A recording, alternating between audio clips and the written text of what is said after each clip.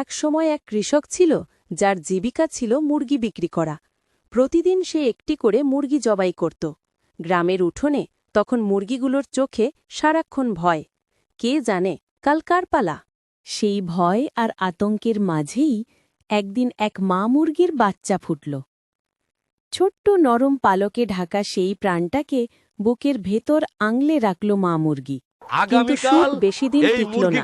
কৃষকের গলা থেকে বেরোল সেই ভয়ঙ্কর ঘোষণা, আগামীকাল এই মুরগিগুলো বিক্রি করব।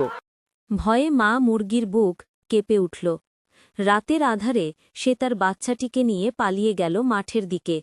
কিন্তু ঘন অন্ধকারে হঠাৎ বাচ্চাটি হারিয়ে গেল। মা মুরগি পাগলের মতো এদিক ওদিক খুঁজতে লাগল।